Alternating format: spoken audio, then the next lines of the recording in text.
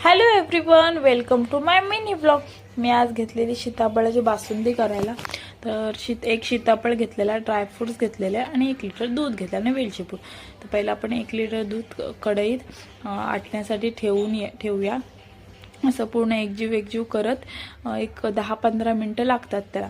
त्याच्यानंतर बघा आपण त्याच्यात साखर टाकून घेऊया आणि साखर तुम्ही तुमच्या आवडीनुसार कमी जास्त, म्हणजे तुम्हाला कितपत गोड आवडतं किंवा नाही ते पण तेवढं तुम्ही टाकून घ्या। त्याच्यात वेलची पूड आणि जे तुम्हाला आवडतं ते ड्रायफ्रुट्स टाकून घ्या।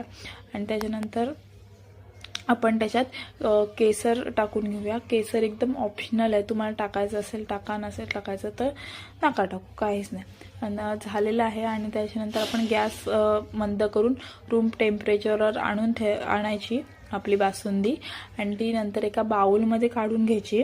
आणि त्याच्यामध्ये जो आपण सीताफळाचा जो गर होता ना तो एक त्या बाउलमध्ये टाकून एक अर्धा-1 तासासाठी ठेवायचा। पण मी पूर्ण रात्रीसाठीच ठेवली।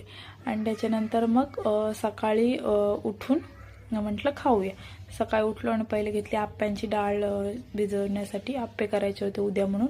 तर घेतली 1 वाटी मूग डाळ, 2 वाटी तांदूळ, 1 वाटी उडीद डाळ, 1 वाटी चणा डाळ, 1 वाटी मसूर डाळ, हे सगळ्या डाळी घेऊन घेतल्या आणि सगळं ते धुवून स्वच्छ घेतलं। आणि हा माझा डिटेल व्हिडिओ आहे यूट्यूबला माझ्या चॅनलवर, तुम्ही नक्की जाऊन तो चेक करा।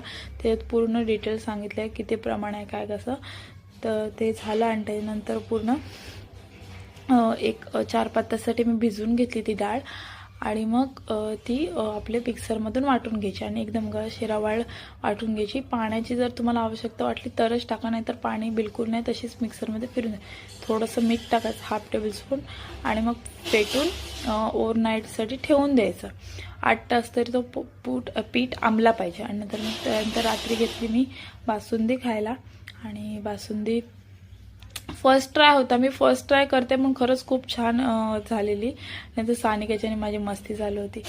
तर तुम्हाला ही व्हिडिओ तरीही तुम्हाला व्हिडिओ जर आवडली असेल तर प्लीज लाईक करा, शेअर करा, सबस्क्राईब करा आणि कमेंट करून मला नक्की सांगा। भेटूया नेक्स्ट व्हिडिओमध्ये, तोपर्यंत बाय बाय।